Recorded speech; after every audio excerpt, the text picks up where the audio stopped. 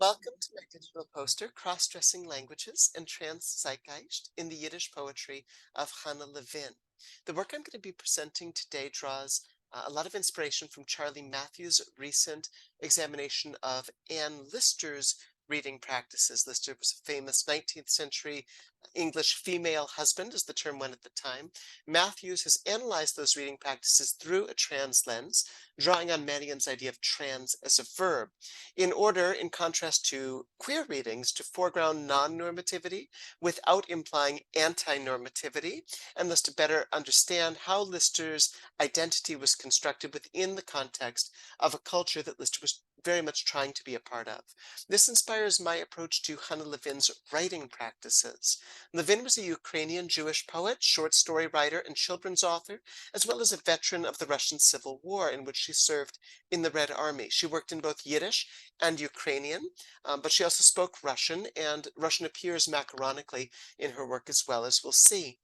How did Levin identify? Her work is filled with the use of masculine terms and masculine imagery for the poem's speaker. Hasty and manly is my walk in the day of all the men. I am the manliest, she writes in the poem Elendig und Männerisch. But even at the end of that same poem, she returns to a self-identification as a woman. I am so tired with the hard, manly day, and I am still a woman. My contention here isn't to suggest that Levin identified as trans or might have identified as trans, but rather to suggest that the persona she creates in the context of her culture ends up becoming trans in ways that are important to her identity construction. But to understand how that happens, we have to understand how Yiddish identified. Naomi Seidman has referred to the myth of Yiddish femininity, meaning only that by the 19th century, a traditional association of the language itself with women and with the feminine had taken on a kind of mythic proportion that had its origins in the fact that Yiddish was spoken by both men and women, but that men were expected to engage in scholarship and in literary writing, and were expected to be able to do it in Hebrew. For centuries, you'll find boilerplate language in books written in Yiddish, justifying the choice of language by saying that they're written for women and men who are like women.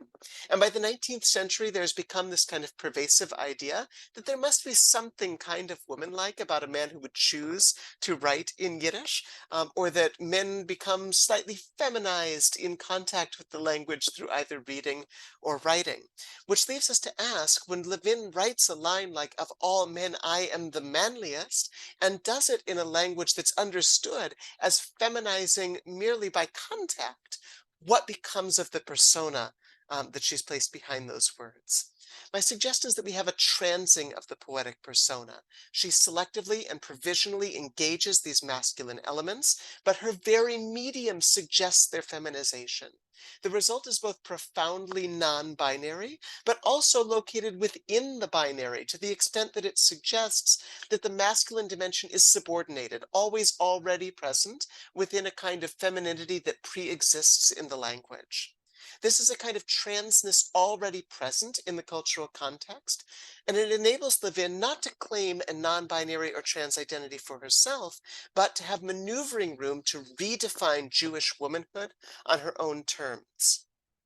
One of the more interesting ways that she does this is through macaronic tension between feminine Yiddish and languages coded masculine, particularly the Russian that appears in her work. At the end of this poem, for example, the speaker has been in an argument with her mother. Her mother is accusing her of being both unfeminine and un-Jewish because she associates with non-Jews and rides horses and shoots rifles, as a soldier in the revolution.